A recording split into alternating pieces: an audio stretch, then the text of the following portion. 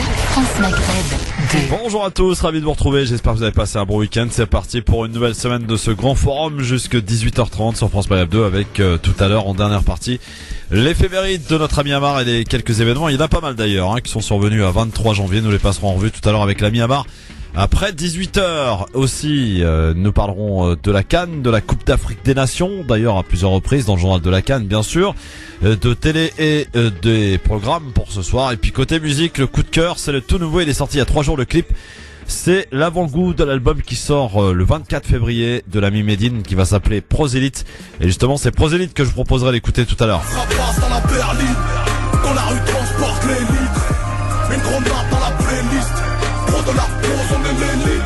Le rappeur du Havre qui fait donc son retour dans les bacs très vite le 24 février avec un nouvel extrait révélé. Et ce clip Prosélyte.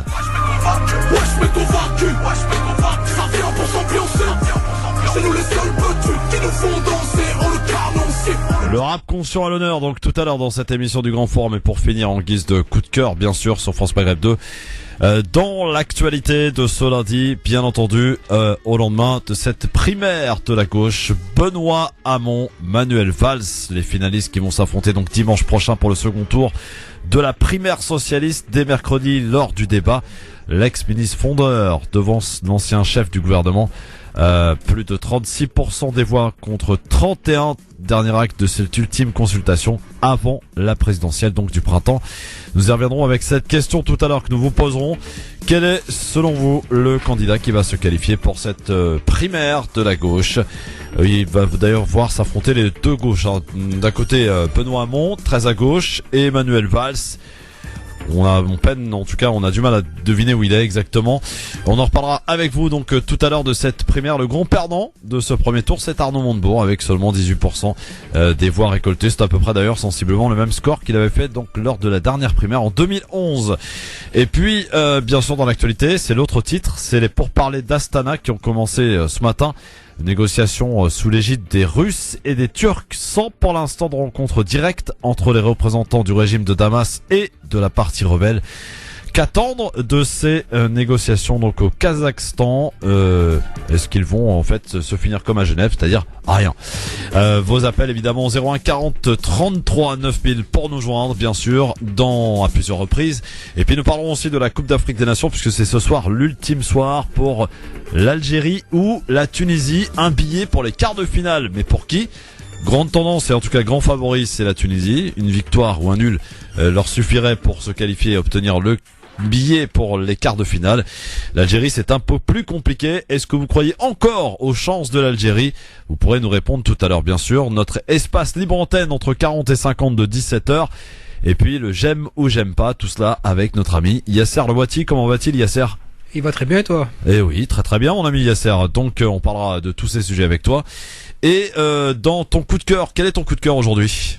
Comme d'habitude, le silence jusqu'à l'heure du coup de cœur. Très bien, donc il nous réserve une petite surprise. Et pour ce qui est de l'avis tranché, je crois qu'il va s'agir de désobéissance. Désobéissance civile, exactement. Ah, très bien. On a hâte de découvrir donc Yasser Louati et son appel à la désobéissance civile. Donc tout à l'heure sur France Maghreb 2. Mais pour l'heure et pour commencer, voici le zapping.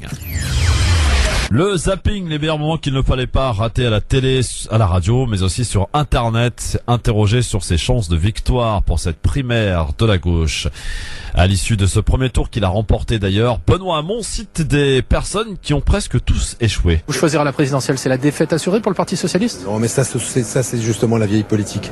Et je crois pas qu'on s'en sortira comme cela. Vous savez, j'étais à 7% dans les sondages, 8% au départ, et aujourd'hui...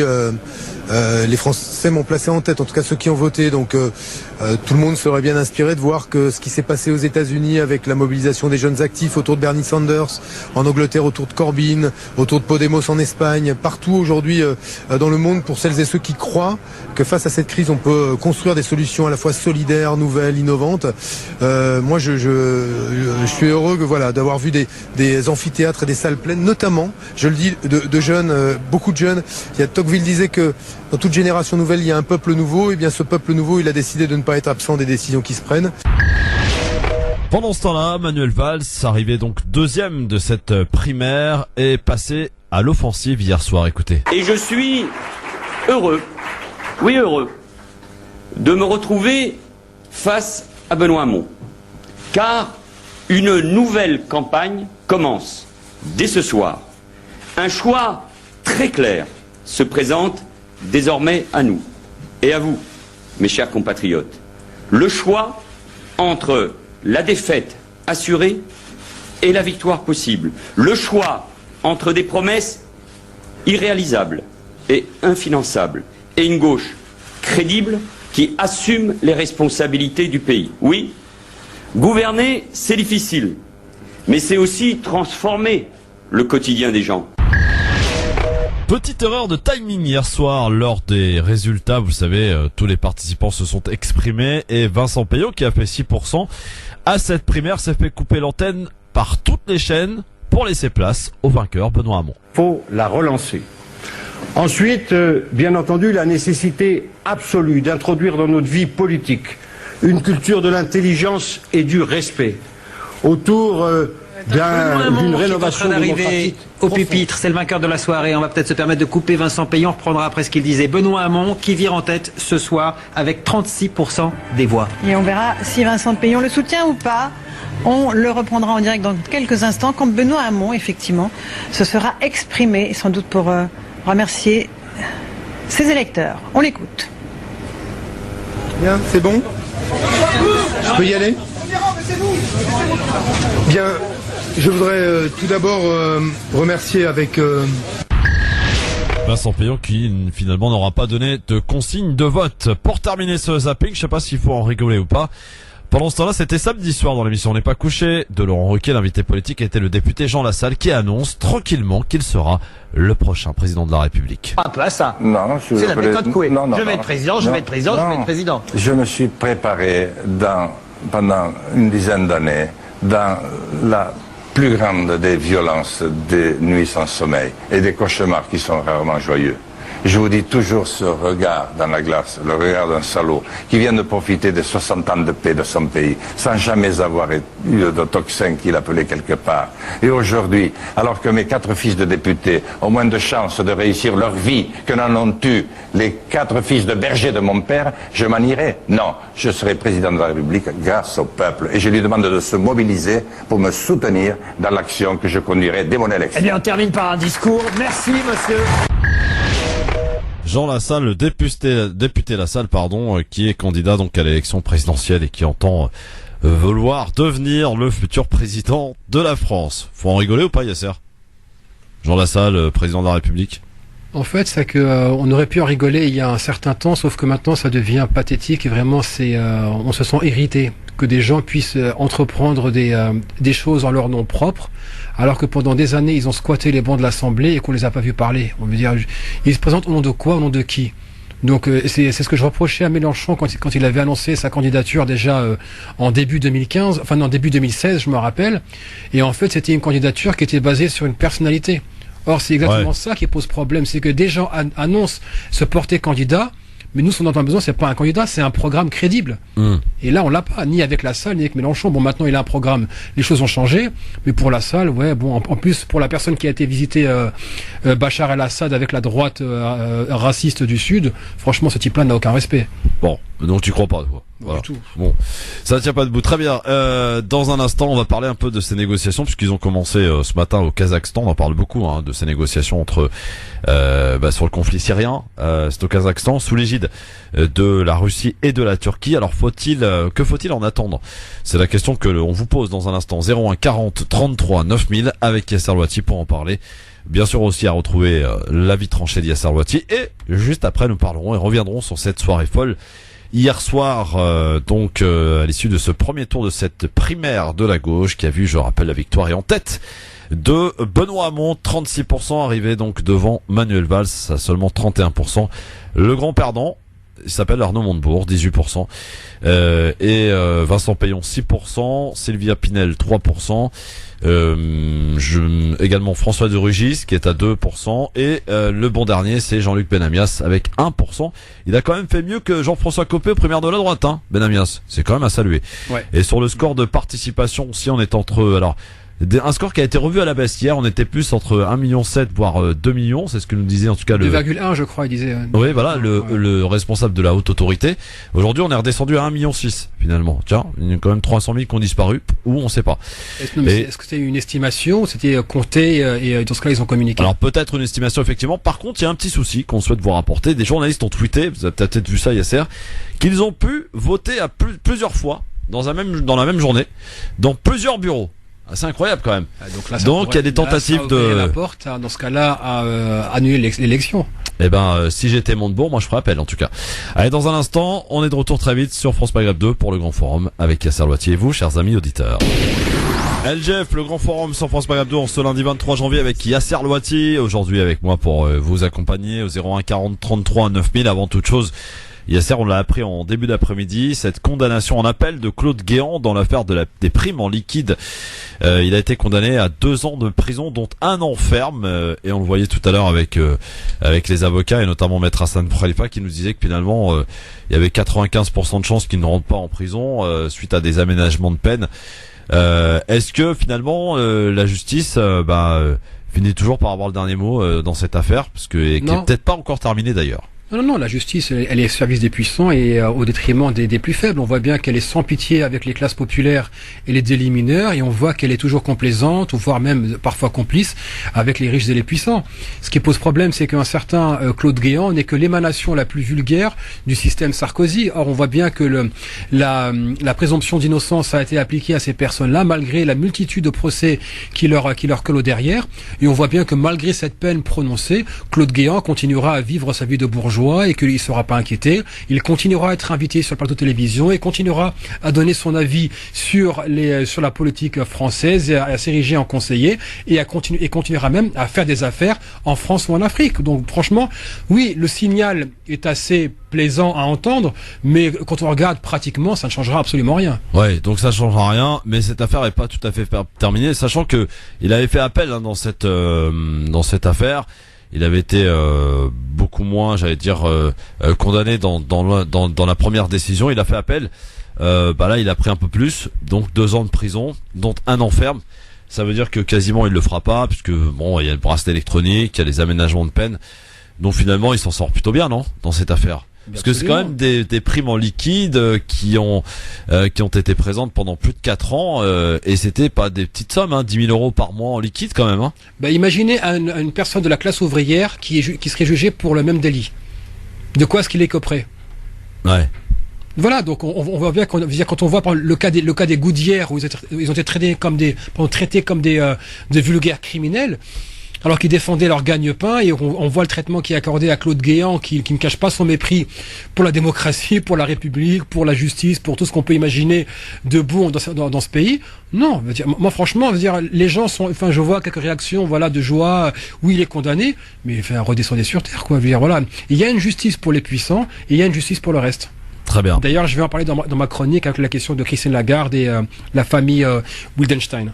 Affaire à suivre donc tout à l'heure dans la désobéissance civile à l'appel lancé par Yasser Loitier tout à l'heure dans son avis tranché, bien sûr. Alors, premier débat, premier sujet. Ils sont censés durer plusieurs jours. C'est pour parler qui viennent de commencer ce matin à Astana, rendez-vous qui illustre le rôle de premier plan que joue depuis des mois la Russie dans le conflit syrien. En ce rendez-vous donc en Asie centrale où les diplomates russes et turcs ont réuni des émissaires du président Bachar el-Assad ainsi que des représentants de la partie rebelle syrienne. Il s'agit donc pour l'instant d'échanges indirects entre les deux parties. Toutes les délégations sont réunies, sachez-le, dans le même grand hôtel ultramoderne d'Astana dans lequel on ne peut entrer qu'en montrant patte blanche. Avec cette conférence, la capitale kazakh connaît une agitation inhabituelle, surtout en cette saison quand la deuxième capitale la plus froide du monde est battue par les vents et les bourrasques de neige.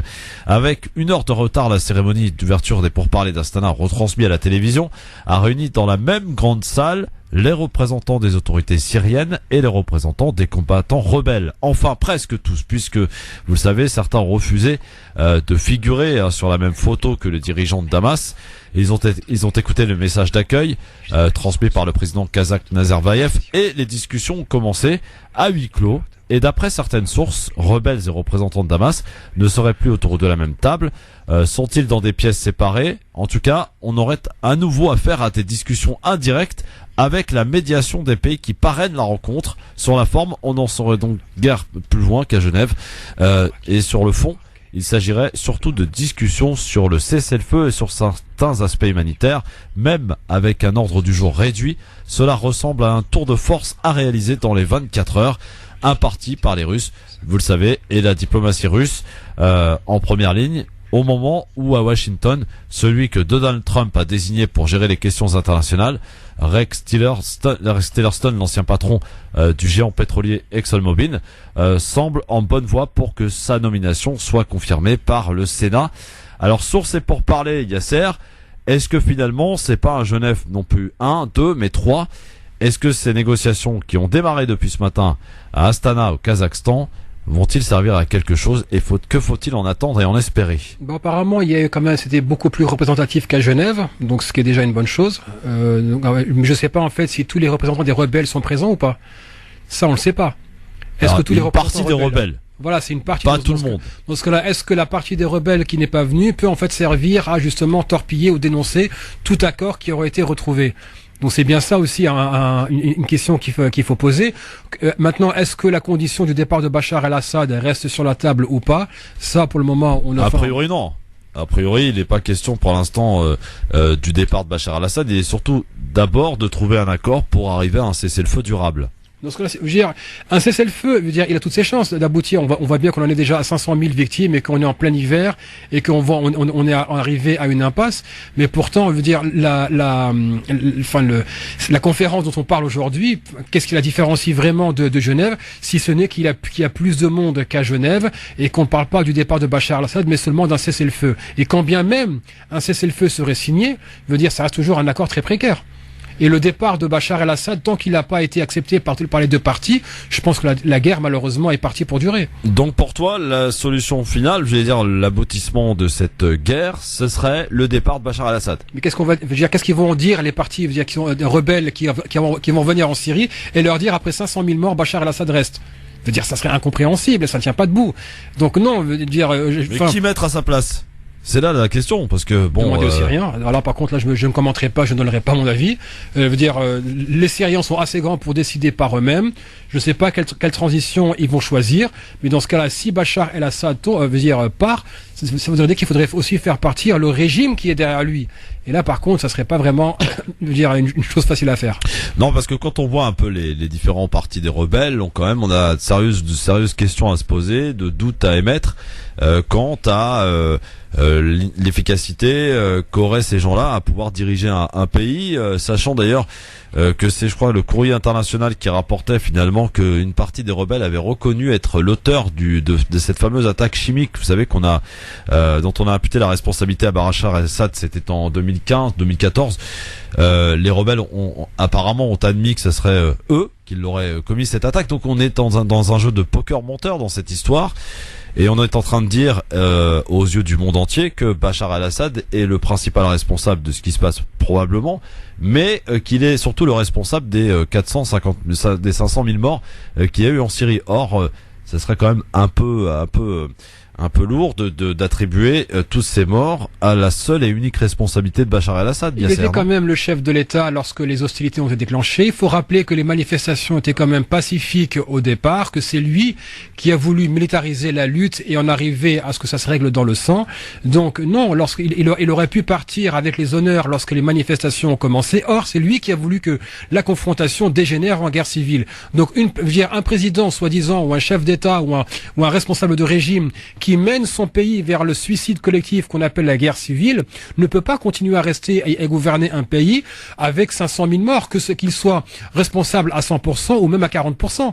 Il était quand même le décideur qui aurait pu éviter un bain de sang à sa population. Or, il a préféré un bain de sang à sa population. Et je sais qu'il y a des intérêts américains, français, russes, tout ce qu'on veut, israéliens derrière. Ça n'empêche pas que en tant que, c'est comme si un chef de famille venait dire, dans ce cas-là, j'ai mené ma famille au suicide, mais c'est pas de ma faute. Il y a un moment, faut rester sérieux, et je ne dédouane pas les groupes rebelles des alliances qui font ici ou là sur le dos des populations civiles, mais encore une fois, personne n'a intérêt à ce que la guerre continue. Mais malheureusement, vu comme ça se présente à Astana et vu comment, comme tu le dis si bien, qu'on est face à un poker menteur, j'ai pas l'impression que la guerre civile va s'arrêter aujourd'hui. Alors on va prendre l'avis d'un Syrien, il est docteur et il intervient régulièrement d'ailleurs lorsqu'on parle de son pays. Docteur, bonsoir. Oui, bonsoir mes amis, bonsoir monsieur Christophe et votre invité monsieur Yasser. Bonsoir. Voilà, bonsoir. Docteur, bonsoir, première question, la question du débat aujourd'hui c'est qu'attendez-vous de ces discussions qui ont démarré depuis ce matin au Kazakhstan à Astana? Bon, rien du tout monsieur Christophe, et excusez ma grossièreté, j'ai pas l'habitude pipeau. Voilà, donc il n'y a rien à attendre, malheureusement on est tous déçus. Là, je reviens vite, juste mettre les points sur les i. D'abord, vous parlez de la Russie et de la Turquie, non, et de l'Iran. Ils sont trois, déjà, monsieur Christophe. Donc, déjà, ils sont trois par un. Les Américains, à l'invitation des Turcs et des Américains, arrivent en observateur. Ça, vous l'avez bien dit. Il y a la nouvelle administration. On n'est pas reconnu par le Sénat, l'actuel ministre des Affaires étrangères. Deuxièmement, déjà, avant, les Iraniens, c'est comme si eux, ils possèdent le mot pour la Syrie, ils disent pas question d'inviter les Américains, de quoi je me mêle. Pire, les Turcs sont en train de descendre Bachar. De toute façon, ça c'est d'un côté. Les Russes savent plus où se mettre la tête, pauvre chéri, mais c'est pour me marrer même des Russes. Là, c'est exactement, je suis médecin chirurgien, bon, c'est tout, je veux pas parler de moi, c'est comme on réanime un cadavre. La Syrie est un cadavre, malheureusement. Et là où je rejoins monsieur Yasser, avant de l'interpeller, sur beaucoup de points qu'il a erronés, malheureusement, c'est pas sa faute, il connaît pas trop la question. Là, donc, cette histoire-là, quand ils se réunissent et ils mettent à la porte 32% de la population yézidi qui ne sont pas représentés et kurdes, et j'insiste, Karamanji, en langue kurde, ça c'est people leur histoire. C'est la Syrie, c'est trop tard. La Syrie, il n'y a pas un peuple. Les 500 000, là j'interpelle, même 500 c'est beaucoup, on s'en fout de Bachar. C'est une guerre, ça y est, depuis 100 ans, est attendue depuis le départ des Turcs de Syrie dans les années 20 et l'arrivée du mandat français, et attendu cette guerre-là. Il est trop tard. Ça a été demandé en 1957. Là, je reviendrai vendredi, s'il y a des historiens, une confédération syrienne. On ne peut plus retourner à 1935, de Gaulle et compagnie qui ont fait la Syrie actuelle. C'est Cham, c'est le Levant. On l'a répété, monsieur Christophe, ça fait 6 ans. Là, actuellement, comment il ose Jafari du côté du régime Parti socialiste arabe bassiste, ça s'appelle, que c'est à l'image du Parti socialiste français, c'est eux qui l'ont imposé en Syrie. Michel Aflaq et Bitar, Salahuddin Bitar et Cohen Ayoub, il y a 60 ans, qui n'a rien à voir avec Hafez ou Bachar, donc c'était imposé ce parti-là. Ce parti-là, il nous a amené dans la région que la misère, de toute façon c'est simple. Les Arabes, ils se tirent toujours des balles dans leurs pieds, déjà en Syrie. Donc ça, cette histoire-là, c'est trop tard. Ils peuvent pas négocier quoi. Il y a c'est de l'opposition, un grand terroriste qui s'appelle Mohamed Allouche, c'est connu. C'est issu du terrorisme là-bas, des frères musulmans, même pas classiques ou politiques terroristes. Son père a été tué par un raid américain il y a à peine 5-6 mois. Et eux, de façon, ils ont dit ce matin clairement que nous, on doit ils reconnaissent que Nusra al-Qaïda est des terroristes. Ces musulmans sunnites sont terroristes. Ils disent donc qu'il faut faire les chiites, un règlement de compte entre chiites et sunnites. Il faut que Hizb Allah au Liban et en Irak qui se battent en Syrie, qu'ils soient des terroristes, ce qui n'est pas faux dans ce cas-là. Alors docteur, ça c'est bien de faire de l'histoire. Oui, mais là c'est actuel, monsieur Christophe, je vous écoute. En quoi vous souhaitiez interpeller Yasser? Ah ben voilà, je l'interpelle parce que là, c'est où je suis. Il y a des choses que c'était bien, mais quand il dit, monsieur Assa, celui qui va être président, je m'en fous, il dit, il est raciste comme les gens du Sud-Ouest, ils ont vu Bachar. Et pourquoi les autres sont pas racistes qui sont contre Bachar? C'est vraiment ça, c'est mêlé dans des affaires très graves. Je l'interpelle parce là, que... vous mélangez tout, monsieur. Mais non, c'est un Non, contexte mais vous donné. dites qu'il est avec des parlementaires. Il est bien, monsieur Mariani était chez Bachar il y a une semaine. Dans ce cas-là, il est raciste. Mariani était chez le gaulliste. Et quand je vois encore Saint-Aignan debout la République, pas plus tard hier à iTélé, monsieur Yasser, il a dit que voilà, donc la grande erreur qu'on a fait en France avec monsieur Hollande, c'est de fermer l'ambassade de France à Damas. Donc là, actuellement, c'est une guerre entre toutes les populations syriennes. Donc on ne peut pas dire qui est raciste, qui n'est pas raciste. On continue à se mêler. Et nous, les Arabes ou non-Arabes, payent ça en Europe. Docteur, docteur. C'est notre faute, monsieur Yasser. Je vous écoute. Là, vous mélangez deux choses qui n'ont absolument rien à voir. Allez-y, corrigez-moi donc. Non, je ne vous corrige pas parce que je pense que vous en savez déjà un rayon. Non, là, le groupe de parlementaires qui se rend régulièrement chez Bachar el-Assad, je ne dis pas qu'ils sont racistes parce qu'ils vont chez Bachar el-Assad, je dis qu'ils appartiennent à ce qu'on appelle la droite dure, c'est-à-dire la même droite qui promeut les idées racistes tenues par des gens comme Thierry Mariani, comme Nicolas Dupont-Aignan, comme des gens comme Nicolas Sarkozy, etc., Lionel Lucas.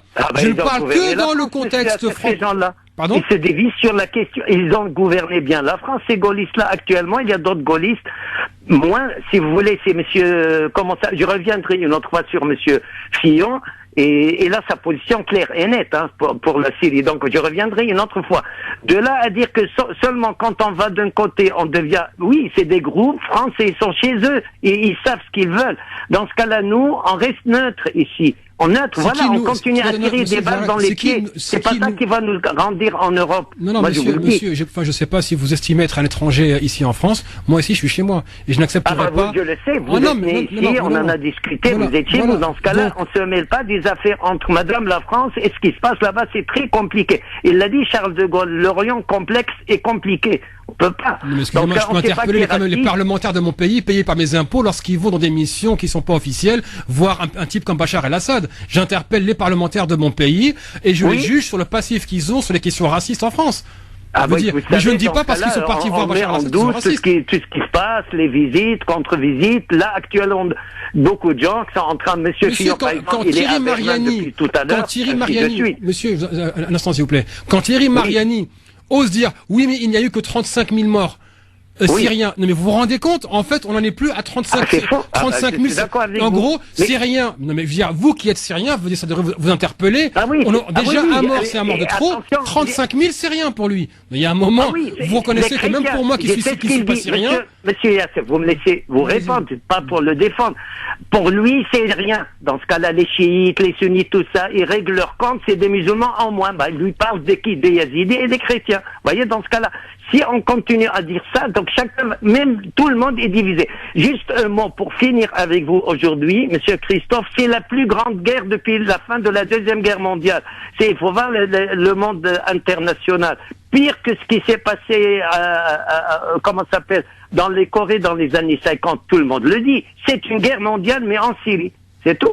Oui, c'est une guerre de proxy où les grandes puissances règlent leur compte sur mondial, monsieur Yasser, si ça dégénère, je pense que ça sortira facilement de la Syrie. Là-dessus, c'est pas... Voilà, c'est là-dessus. Donc, on ne doit pas continuer à jeter. Mais nous, on est tristes ils peuvent pas s'arranger, ni le régime arabo-bassiste et socialiste, ni les rebelles intégristes, des terroristes, les sunnites qui sont là-bas actuellement à Astana, et les Russes jouent avec leurs échecs, ils sont forts.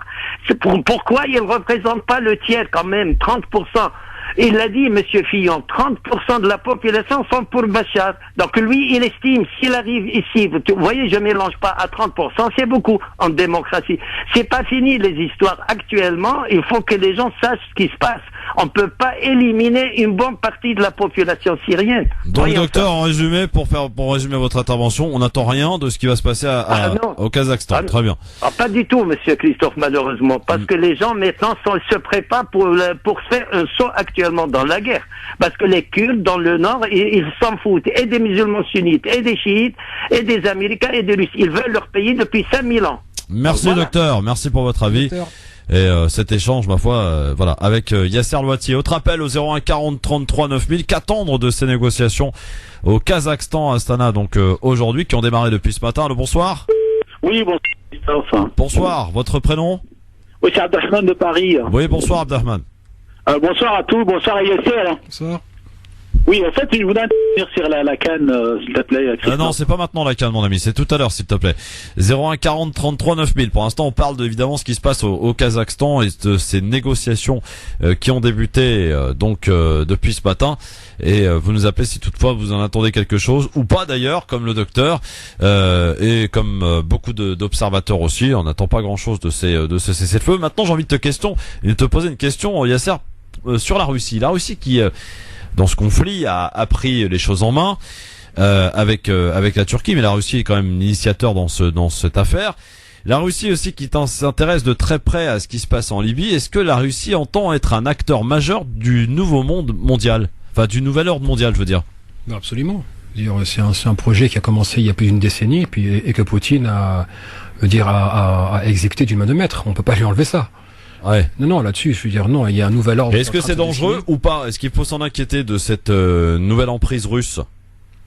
On connaît déjà le passif de Poutine avec les Balkans, on sait ce qu'il a fait en Tchétchénie, on sait ce qu'il a fait dans les pays d'Asie centrale, on connaît sa position sur tout ce qui touche les intérêts russes et jusqu'où il est prêt à aller pour les défendre, mais ça ne veut pas dire qu'il est meilleur ou moins pire que les États-Unis. On sait ce que l'impérialisme américain a fait jusqu'ici, sauf que moi je suis contre toute forme d'impérialisme. Et là, peut-être que nous sommes à l'ère d'un nouvel impérialisme russe, mais je veux dire, je ne parierai pas sur l'avenir, sauf que quand on voit qu'il a fortement aidé un Donald Trump avec son lot de discours fascisant et avec le programme vraiment de la suprématie blanche aux États-Unis, quand on voit qu'il finance l'extrême droite partout à travers l'Europe, à commencer ici chez nous en France avec Marine Le Pen, il y a des raisons de s'inquiéter parce qu'on voit bien qu'il n'est pas en train de financer ceux qui vont défendre la démocratie, la République, les droits de l'homme et l'état de droit, mais qui défend justement ceux qui veulent défendre tout ça à la condition bien sûr qu'ils soient prêts à défendre les intérêts russes. Je veux dire, qu'ils veuillent défendre ces intérêts, ça je veux pas dire qu'il n'a pas l'État par définition n'a pas d'amis, il n'a que des intérêts. Sauf que là, la défense des intérêts russes est en train de se faire à notre détriment. Donc on voit bien que lorsque la Marine Le Pen monte, on sait que c'est l'argent russe qui est derrière. Jusqu'où est-ce que ça va aller, ça j'en sais trop rien. En tout cas, vous pouvez nous en dire davantage si vous le souhaitez au 01 40 33 9000. Alors quelques infos en bref, tu m'arrêtes si tu souhaites évidemment réagir à l'une des informations que je vous donne. Un horizon qui se dégage après la levée des réticences de la part de deux figures du Parti républicain. L'administration américaine s'installe, prend ses marques, mais à un rythme accéléré. Première semaine de présidence lors de laquelle le nouvel occupant de la Maison Blanche affiche sa volonté d'avancer sur plusieurs fronts, plusieurs dossiers, migration, énergie, questions commerciales, avec au rang de ses priorités, Yasser, la volonté exprimée par Donald Trump de renégocier l'accord de libre-échange d'Amérique du Nord. Que faut-il en attendre de cette nouvelle accord là qui souhaite remettre en cause? Déjà que l'accord était à notre détriment sur tout ce qui était en fait par exemple la justice privée qui était censée en fait gérer les conflits ou plutôt les litiges entre entreprises, dire en dehors de tout circuit judiciaire officiel. C'était déjà un gros problème. On voit l'impunité qui est accordée sur les questions d'environnement, l'impunité qui est accordée en termes de corruption et j'en passe. Le fait que il y a aussi une opacité totale qui était mise en place et que personne n'avait accès aux documents lorsqu'ils ont été signés. Je doute que Donald Trump veuille vouloir les négocier pour justement rééquilibrer les clauses de l'accord et que ça se fasse justement avec le respect de l'environnement. Quand on sait très bien que Donald Trump justement a mis en place une administration qui ne reconnaît pas le réchauffement climatique, qui s'engagera dans une politique impérialiste, je pense beaucoup plus vulgaire et flagrante que celle de ses prédécesseurs, qui était beaucoup plus sophistiquée, à commencer par Obama. Mais voilà, je veux dire qu'il appelle à sa renégociation, que va faire l'Europe en face? Veut dire déjà l'Europe a négocié au rabais et a accepté des clauses qui sont au détriment de ses populations. Qu'est-ce que maintenant on va accepter? Ouais. Alors, en tout cas, il y a eu d'énormes manifestations à travers le monde suite à l'arrivée de Donald Trump, y compris d'ailleurs aux États-Unis, de femmes notamment qui sont sorties dans la rue pour dénoncer ces propos sexistes et machistes que Donald Trump a pu avoir durant la campagne. Voilà, donc c'est une semaine qui démarre, première semaine qui a démarré vendredi dernier. T'as regardé un peu la passation de pouvoir entre les Obama que l'on voit quitter par hélicoptère donc la Maison Blanche et l'arrivée de Donald Trump qui est venu devant le Capitole pour prêter serment. T'as regardé tout ça? Non, en fait, la télévision, je la regarde très très peu, donc je regarde seulement les comptes rendus et ce qu'on en écrit. Par contre, oui, enfin, j'ai plutôt regardé, j'ai plutôt eu les images le Lincoln Memorial qui était franchement, on va dire vide, on va dire elle est presque à moitié vide, alors que voilà, les manifestations battaient leur plein à travers le pays, à travers le monde. C'était milliers de personnes qui étaient dans les rues, que ce soit à Boston, à Washington, à New York. On parle de 2,9 millions de personnes qui sont sorties. C'est énorme. C'est énorme. Et là, je veux dire, c'est un bon signal. On voit qu'il y a des résistances qui se mettent en place.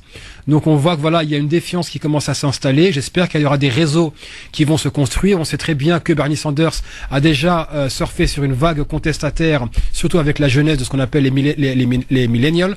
Donc franchement, pour moi, c'était un bon signe. Ça montrait que le pays était encore vivant. Pour moi, qui ai vécu, qui a encore des liens là-bas, j'espère qu'on aura des mouvements de solidarité qui se propageront à travers l'Amérique du Nord et l'Europe. Allez, dans un instant, un appel à la désobéissance civile. Il n'est pas signé Donald Trump, ni quelconque président, mais Yasser Louati, chroniqueur dans la team, faisant partie de la team de LGF, le Grand Forum, à suivre dans un instant. Vos réactions à cet appel au 01 40 33 9000. Et puis, bien entendu, nous allons parler de cette primaire de la gauche. Le premier tour est terminé. Deux qualifiés. Benoît Hamon, Manuel Valls. LGF, le Grand Forum avec Yasser Louati en ce lundi 23 janvier. Soyez les bienvenus, bien sûr, sur France Maghreb 2 à maintenant quasiment 3 heures des matchs importants. On sait qu'il y a des amateurs de foot là. Pour la Coupe d'Afrique des Nations, on en parlera tout à l'heure. D'ailleurs, on vous demandera si, d'après vous, l'Algérie peut encore se qualifier. Alors, c'est un casse-tête chinois, mais on vous expliquera comment ça se passe tout à l'heure dans cette émission. Pour l'heure, mon cher ami Yasser, avant de retrouver ton appel à la désobéissance civile, quelques informations aussi en bref à commenter. C'est le retour du nouveau président gambien, toujours suspendu à des questions de sécurité. C'est pour cette raison d'ailleurs qu'Adama Barrow se trouve toujours à Dakar et a souhaité que la présence des soldats ouest-africains en Gambie qui se sont déployés hier se poursuive jusqu'à ce que la situation générale soit rétablie sur le plan donc de la sécurité. Retour suspendu pour l'instant, alors que samedi, Yahya Jammeh a fini par quitter Banjul pour un exil en Guinée équatoriale. Mais avant de rejoindre Malabo, l'ancien président de la Gambie aurait puisé dans les caisses de l'État. C'est un proche d'Adama Barrow qui porte ces accusations. Un petit mot là-dessus, parce que vraiment c'est incroyable ce qui se passe quand même du côté de la Gambie là. C'est la caricature d'une personne qui s'accroche au pouvoir, bon gré, mal gré. Veut dire, voilà, on t'a dit de partir, tu veux pas partir, maintenant on te force à partir, quoi. Maintenant j'espère qu'il déclenchera pas une guerre pour rester au pouvoir. Ouais. En tout cas, il les conteste toujours, ces résultats. François Hollande, tiens, des nouvelles de François Hollande. Il est à Bogota, 2 jours de visite officielle en Colombie après l'étape chilienne de ce déplacement du président de la République. La Colombie, avec le soutien affiché de Paris au processus et à l'accord de paix entre le gouvernement et la guérilla des FARC. François Hollande qui se promène là tranquillement avant de terminer sa mission de l'Élysée. Il est en train de la montrer qu'il s'en fout royalement en fait. Et il a montré avec la photo qui a fuité là sur quand il était au théâtre. Donc là il montre qu'il lève la pédale douce, il s'en fout royalement. Voilà, faites votre vie, je fais la mienne. Ouais, donc c'est comme ça que tu t'interprètes les choses, de sa tournée quand même assez importante et de Paris qui soutient donc ce processus de paix, de réconciliation entre le gouvernement colombien et les FARC. Voilà, donc écoutez, on va y aller alors. On est prêt ou pas du côté de chez Yasser? Jingle. Alors on va balancer le jingle évidemment, comme d'habitude, puisque voici le moment tant attendu, c'est l'avis tranché.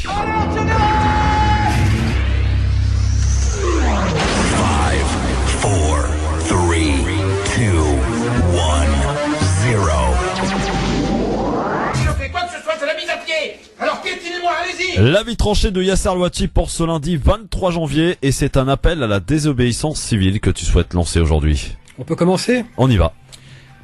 Je vais vous surprendre en citant Bruno Le Maire qui, malgré son discours de raciste bourgeois, a quand même réussi à me surprendre en disant quelque chose que j'estime être vrai.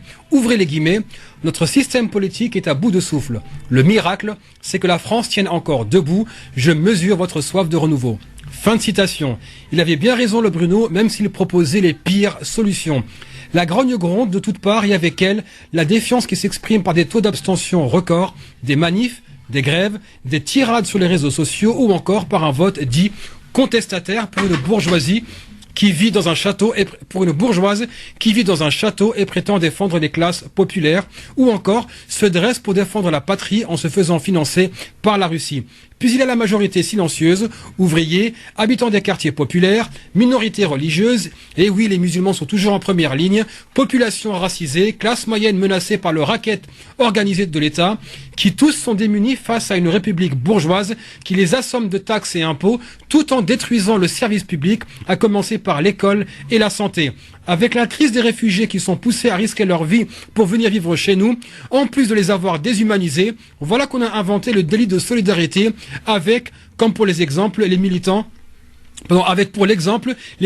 Oussam El Assimi ou encore Cédric Herrou.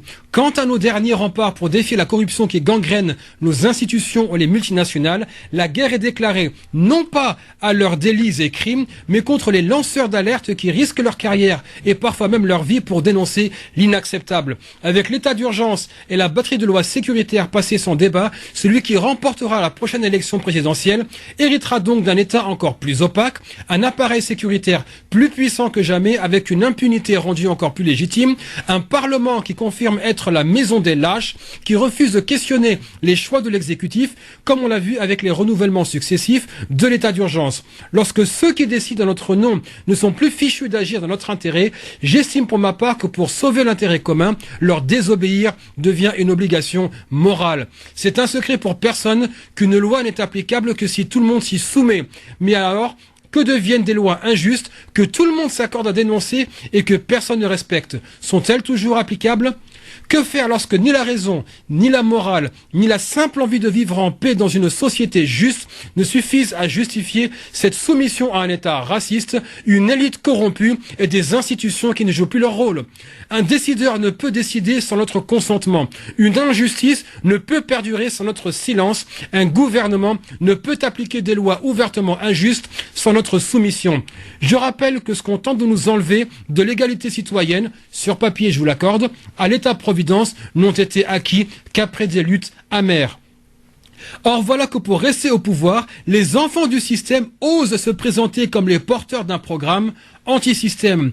Les mêmes qui squattent les bureaux de la République et qui pour la plupart ne connaissent pas nos peines, voire même n'ont jamais travaillé, s'érigent donc en sauveurs contre les injustices qu'ils ont eux-mêmes alimentées. Et quand bien même ils en arrivent à être traînés devant les tribunaux, riches et puissants se retrouvent soit devant des cours spéciales pour être acquittés, comme on vient de le voir avec Christine Lagarde, reconnus coupables de négligence, mais dispensés de peine. Soit tout bonnement blanchis, comme vient de l'être la famille Wildenstein, pourtant accusé par le parquet lui-même, je cite, de la fraude fiscale la plus longue et la plus sophistiquée de la Ve République. Pour parler de justice, même le ministre de la Justice, Jean-Jacques Urvoas, reconnaissait il y a quelques mois que la classe politique refuse que la justice soit autonome.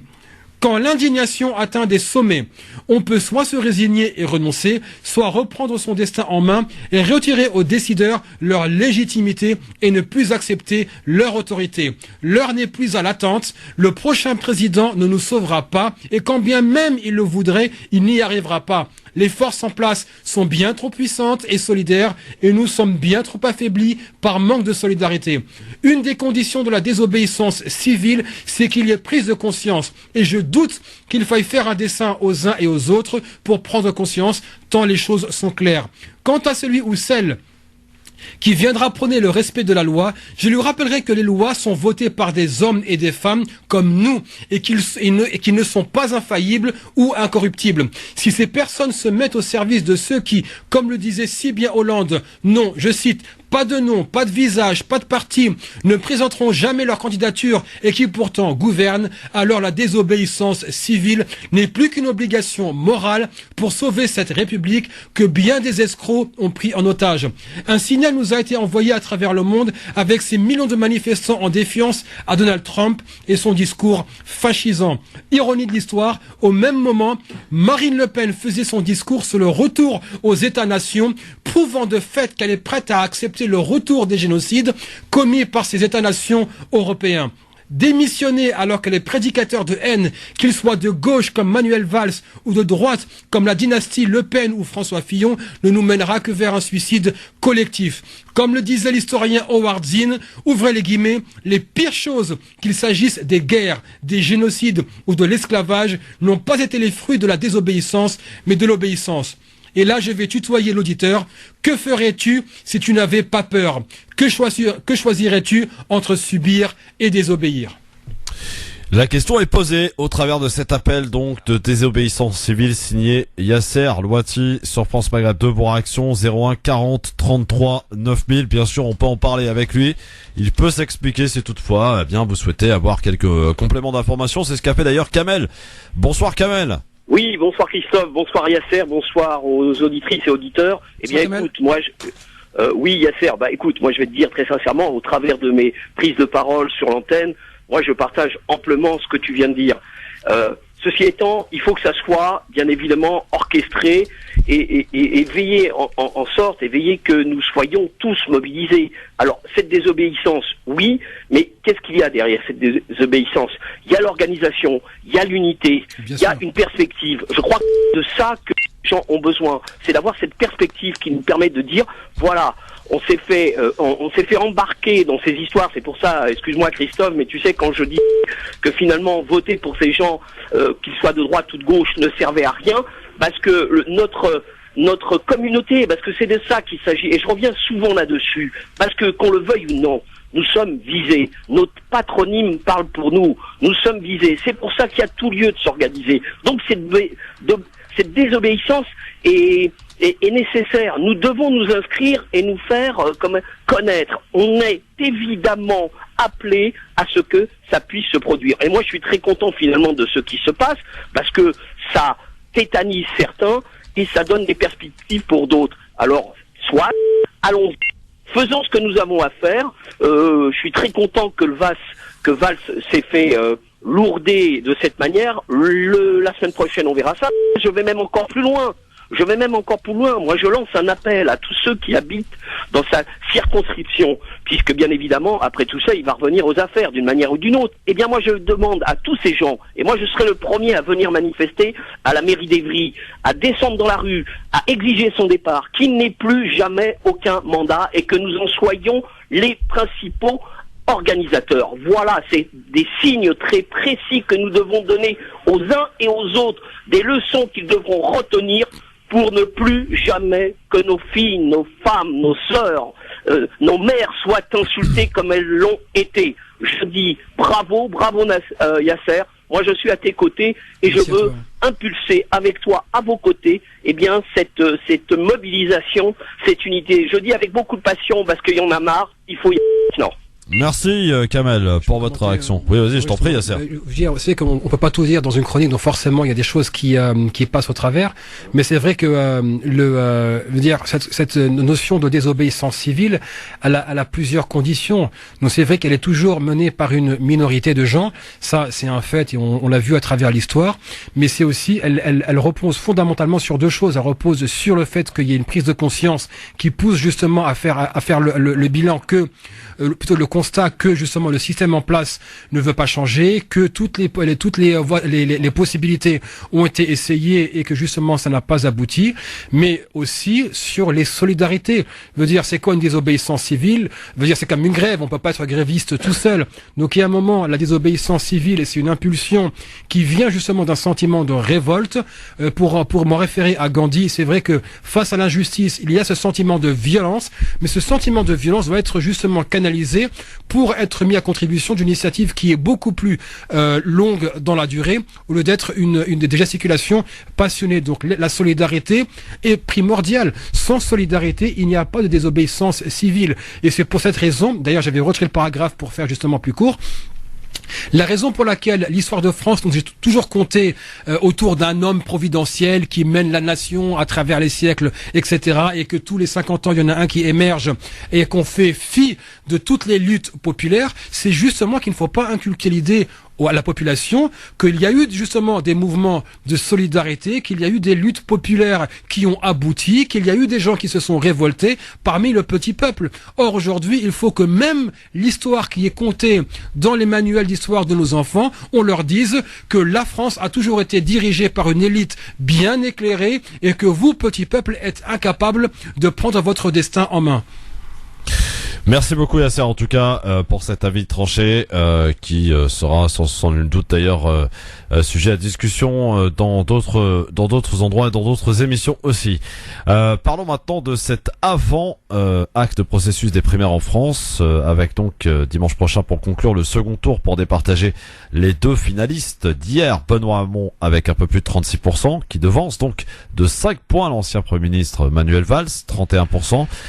Deux hommes, deux programmes et beaucoup disent de gauche. Manuel Valls qui se retrouve désormais en position de challenger et donc au-delà du nombre de candidats comme en jeu le choix entre deux orientations pour le Parti socialiste. Même si la politique ce n'est pas que de l'arithmétique, l'addition des scores de Benoît Hamon et d'Arnaud Montebourg qui s'est immédiatement rallié, cela fait déjà une majorité. Manuel Valls n'a donc pas d'autre choix que de se montrer offensif. C'est ce qu'il a fait d'ailleurs en attaquant son adversaire sur la laïcité, sur la crédibilité des programmes et sur la valeur travail. Pour lui, le choix est entre la défaite certaine et la victoire possible. Cela ressemble au grand retour de la théorie des gauches irréconciliables sur laquelle il avait semblé reculer pendant la courte campagne. Cela pose question aussi sur le rassemblement à l'issue du second tour et le débat de mercredi soir devrait donner quelques indications intéressantes là-dessus. Benoît Hamon, de son côté, se veut serein. Il se garde de ne répondre directement aux attaques de Manuel Valls. Il doit désormais plutôt apparaître comme le rassembleur, l'homme de l'avenir avec un programme très à gauche et des innovations comme le revenu universel, sa mesure emblématique. L'avenir n'est pas forcément l'avenir immédiat et l'élection du printemps pour laquelle les enquêtes d'opinion accordent peu de chance aux candidats socialistes, quels qu'ils soient d'ailleurs. C'est plutôt la reconstruction de la gauche qui semble désormais visée par les ténors du PS. C'est en ça que c'est important. Alors il y a certes ton point de vue, ton avis, ton regard sur ce qui s'est passé hier soir et donc ces deux finalistes, Manuel Valls et Benoît Hamon. Pour commencer, ma question est toujours la même. Est-ce que Manuel Valls est vraiment de gauche? Ouais. Je veux dire, on fait fi de la question, mais son discours, son programme ne sont pas de gauche, ils sont de droite. Et en plus, il l'assume. Donc, il dit, voilà, je sais pas, gauche moderne, j'en sais rien. Mais c'est surtout le toupet qu'il a en disant une victoire possible. Mais il est vraiment, il y croit vraiment. Ça montre vraiment l'arrogance du personnage qui, malgré la farine, malgré les gifles, malgré les salles de meeting à moitié vides, il continue à croire qu'il a la stature d'un homme d'État. Mais à un moment, faut arrêter. Donc maintenant, c'est vrai que là, cette élection-là, c'est la reconstruction de la gauche. D'accord. Et puis en même temps, est-ce qu'on va vraiment faire émerger un discours de gauche au sein du PS? Bon, moi, me concernant, j'ai déjà appelé à voter blanc la semaine dernière. Je vais pas changer d'avis. Maintenant, là, parce que j'ai vraiment une remise en question du système et je vais pas appeler à la désobéissance civile pour ensuite me ranger pour le nourrir. Mais par contre, oui, bon, à la décharge de Benoît Hamon, il faut lui reconnaître ça, même si j'ai pas appelé à voter pour lui. C'est le seul qui s'est insurgé contre l'islamophobie. Ouais. Et c'est le seul qui a refusé de faire de l'islamophobie un thème de campagne et qui l'a assumé à plusieurs reprises. Donc il y a un moment, il faut lui accorder. C'est le seul aussi, si je ne m'abuse, à dire quand je serai président, je me battrai pour faire reconnaître un État palestinien. C'est le seul, ou un des seuls en tout cas à l'Assemblée nationale à avoir pris position lorsque Moussa était au Bangladesh. Et que Manuel Valls avait snobé et avait refusé d'aider. Ouais. Voilà, donc c'est vrai que... Est-ce que c'est une surprise pour toi cette victoire de Benoît Hamon au premier tour? Oui et non, parce qu'il y a quand même un mouvement contestataire, on l'a vu, il avait dit lui-même tout à l'heure à votre micro, c'était sur justement le Bernie Sanders aux États-Unis, ouais. Il y avait Jeremy Corbyn en Angleterre, Podemos en Espagne. Il y a un mouvement contestataire qui veut une société plus juste et plus équitable. Peut-être peut-être, j'en sais rien. Vous enregistrez la bande et vous me la ressortirez une fois que ça sera confirmé ou infirmé. Peut-être que Benoît Hamon est le Jeremy Corbyn ou le Bernie Sanders français. Ouais. Alors, est-ce qu'au-delà de cette victoire, puisque bon, on voit mal comment Valls puisse gagner dimanche prochain, sauf s'il y a effectivement une grosse participation. Alors juste vous donne quand même quelques éléments par rapport à cette participation qui était évaluée à plus de 2 millions hier soir et puis qui a été réévaluée en fait après bulletin recompté etc. à 1,6 million. Donc c'est en demi-teinte finalement cette participation. On voit que la primaire de gauche dans l'ensemble, d'après les audiences, d'après la participation, a beaucoup moins intéressé les Français que la primaire de droite. Voilà, première indication. Deuxième élément important, c'est qu'il semble qu'il y ait eu des problèmes, puisque déjà un journaliste rapporte sur Twitter avoir pu voter à plusieurs reprises dans différents bureaux de vote. Ça, c'est un problème aussi. Il en a la preuve. Et ils en apportent la preuve apparemment, ces journalistes-là. Le grand perdant dans cette histoire, Arnaud Montebourg. Est-ce que pour toi, tu comprends ce désamour de Montebourg de la part des sympathisants de gauche qui ne lui ont accrédité que 18%? Le problème, c'est qu'il s'était retiré de la politique pendant un temps pour devenir entrepreneur, puis qu'il avait disparu du circuit, qu'il avait remis sa crédibilité en cause avec la question de Florange. Pardon. Donc, veut dire, c'est vrai qu'en tout cas, veut dire. L'idéal aurait été pour la gauche de voir un Montebourg face à un Hamon pour confirmer la montée d'une véritable gauche au PS. Bon, voilà, je sais pas ce qu'il va en faire. Est-ce que il a appelé à voter à Hamon? Est-ce qu'il va rester en politique? Est-ce qu'il va continuer? Ça, on n'en sait trop rien. Mais bon, voilà. Alors, quel que soit le gagnant finalement de dimanche prochain, que ce soit Valls ou Benoît Hamon, est-ce que c'est pas finalement un énorme boulevard qui s'offre à Macron? Oui. Oui, c'est un énorme boulevard. Après, et surtout d'ailleurs si c'est Hamon, parce qu'on aura un candidat effectivement assez encarté à gauche, à l'image de Benoît Hamon, Fillon qui est assez encarté à droite, mais droite, et au milieu vous avez donc Macron et puis Mélenchon qui va essayer de défendre également son petit beefsteak. Est-ce que là, ces deux candidats qui sont pour l'instant d'ailleurs en haut de l'affiche, que ce soit Macron ou Mélenchon, c'est pas finalement une bonne surprise que Hamon puisse remporter cette primaire? Hamon a quand même l'avantage d'avoir confirmé sa stature avec son score. Ouais. Donc il confirme que c'est pas rigolo. Il était accrédité de 7% au départ. Voilà, donc il a fait une montée fulgurante, d'accord. Il a ce qui donne de la crédibilité aussi bien à ce qu'il est, enfin c'est-à-dire au personnage, à la personne, au candidat, mais aussi à son programme. Je veux dire, faut voir les réactions, méprisant de ceux qui étaient à ses côtés pendant les débats. Donc maintenant, rien n'est perdu pour lui. Il a encore le temps pour continuer à crédibiliser son programme. Montebourg s'est joint à lui. Peut-être que ça apportera des soutiens supplémentaires. Et que, il y a un moment, il faudra aussi dénoncer à peu près la supercherie Macron. Qui est un produit de la presse, d'accord, qui se présente, comme contre le système, alors qu'il en est le fils du système. C'est vraiment l'émanation parfaite d'un enfant de la République bourgeoise, qui n'a donné aucun gage à ceux avec qui envers qui il s'est adressé avec ses promesses, l'islamophobie c'est pas bien, etc. Donc non, tu lui accordes aucun crédit? Pour moi, les promesses n'engagent que ceux qui les écoutent. On va prendre l'avis de Samir qui est avec nous au standard 01 40 33 9000, nous appelle de Paris. Bonjour Samir. Allô? Oui Samir, on vous écoute. Bonjour et bonjour à votre, du chroniqueur peut-être. Yasser Louati s'appelle, oui Samir. Oui, bonjour. Je reconnais là que Monsieur Yasser, vous êtes plein d'enthousiasme et sans doute vous faites preuve de réalisme. Mais pour moi, la démondialisation n'est pas pour demain. Aujourd'hui, là où je veux en venir, vous parlez de solidarité. Ça fait 20 ans qu'on parle de solidarité. Quand on voit qu'on n'est même pas fichu de construire une mosquée, s'entendre sur la hiérarchie, qui fait quoi et à quel prix. Ce que je voulais savoir, pour vous, aujourd'hui, quand vous adressez, je pense, à noter essentiellement ou pas, quand vous adressez... Allô? Non, mon discours, il est pour tout le monde. J'ai pas à dire, voilà. Non, mais c'est pour savoir. Moi, je connais pas. Je vais vous poser la question. Il n'y a aucune méchanceté, aucune attaque. Rassurez-vous. Moi, ce que je voulais savoir et comment faire quand on parle de solidarité, est-ce qu'on ne doit pas parler aussi de leader? Le problème avec c'est une question qui se pose régulièrement. Pour commencer, moi je suis contre l'idée qu'il faut une personne qui personnifie une cause. Je disais ça déjà il y a 2 chroniques, il y a 2 semaines. Je disais en fait que ce ne sont pas les associations et encore moins les individus qui remportent des batailles, mais les coalitions. Or, pour avoir une coalition, il faut avoir une coalition en interne. Vous parlez par exemple à l'instant des questions des mosquées. Moi je réponds simplement, est-ce que les fidèles demandent des comptes ? Parce que si les gens laissent faire, c'est comme à l'échelle d'un État, on laisse faire des responsables associatifs, forcément ils vont faire ce qu'ils ont envie de faire, puisque personne ne demande de compte. Autre chose, sur la question des leaders, vous savez, ils tombent pas du ciel. Des leaders, ça se forme. Des leaders, ça se... Mais est-ce qu'on est prêt à accepter des leaders? C'est ça que je voulais... Moi, par exemple... C'est qui ont l'être humain en soi, moi je suis prêt à... Je vous donne un exemple. Pour une association, je suis bon qu'à donner des sous.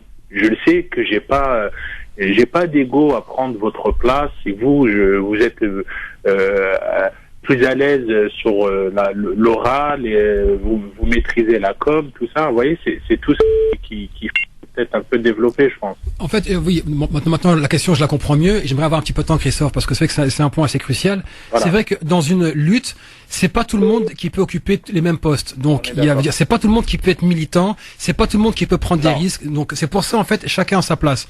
Donc vous, c'est vrai que vous êtes un donateur, mais c'est vrai que le don que vous faites, et encore, je salue la communauté musulmane qui fait preuve de générosité depuis des décennies. Et qui veut dire, il y a des moments, j'en arrive à croire que certaines associations effectuent un racket organisé pour justement à des fins et sur lesquelles ils ne veulent pas rendre de compte, mais ça c'est autre chose. Maintenant, le donateur, faut aussi qu'en retour, il demande des comptes. Je vous donne un exemple. Il y a plusieurs personnes qui sont, quand j'ai quitté une organisation il y a quelques mois, ils m'ont tous dit, Yasser, on te finance. Je dis, mais vous allez financer quoi? Oui, ce que tu fais, on le finance. Vous savez même pas ce que je veux faire. Si je vous présente un produit fini en bonne et due forme et je vous dis sur quoi je dois rendre des comptes, là votre argent je vais le prendre. Parce qu'il faut aussi que les donateurs, le terme est un peu dur mais je veux dire c'est pas méchant, il faut vraiment qu'ils se disciplinent. Ça veut dire que lorsque je donne 1 euro à quelqu'un ou à une association, je donne cet euro pour qu'une cause soit portée, pas pour alimenter je ne sais quoi. C'est pour ça qu'il faut aussi mettre en place des mécanismes pour rendre des comptes, aussi bien sur l'argent qui a été collecté que sur l'argent qui a été dépensé. Le dernier point, c'est ce qui donnera une légitimité accrue à tout représentant associatif. Ça veut dire que on pourra pas contester son leadership en disant c'est un corrompu ou ceci ou cela. Merci Samir en tout cas pour votre question. Merci Yasser pour ce petit point de vue. On continue d'en parler rapidement dans un instant justement de cette primaire, deuxième tour. Macron, Valls, Macron, pour vous le grand gagnant? Vous le connaissez ou pas? Est-ce que Valls peut remporter cette primaire selon vous ou pas? On passera au j'aime ou j'aime pas. On fera un petit espace consacré à la CAN puisque c'est une soirée importante pour l'Algérie et pour la Tunisie. Et puis notre espace de liberté, la démocratie participative. Vous pourrez vous exprimer, nous dire ce que vous voulez. Libre antenne totale entre 40 et 50 de 17. LGF, le grand forum, et apparemment j'ai fait un petit lapsus là, il y a pas longtemps, juste avant la pub, en parlant de Valls, Macron, Valls, alors qu'il s'agissait de Hamon, bien sûr, qui est le gagnant de ce premier tour, est arrivé d'ailleurs largement en tête, 5 points d'avance devant Manuel Valls. Le débat aura lieu d'ailleurs, je le précise, c'est mercredi prochain. Comme il avait souhaité l'un des battus, l'écologiste François de Rugis, avec ses 3,88% des voix, tout à l'heure rencontrait Manuel Valls et a vu également Benoît Hamon en début d'après-midi pour prendre sa décision. Il devrait la faire connaître. Et sachez que à droite, pendant ce temps-là, François Fillon, lui, continue son petit bout et est toujours en campagne. Candidat du Parti républicain est aujourd'hui à Berlin. Il doit rencontrer sur place Angela Merkel. Au programme de cet entretien, la relance de l'Union européenne, mais c'est également l'occasion pour François Fillon d'affirmer son statut de présidentiable. Voilà. Donc Méziane qui souhaite parler à Yasser Louati. Méziane, bonsoir. Oui, bonsoir Christophe, bonsoir Yasser. Bonsoir Méziane. Comment allez-vous? Bien et vous? Alhamdoulilah. Tant mieux. Écoutez, moi j'ai bien apprécié votre chronique. Déjà félicitations.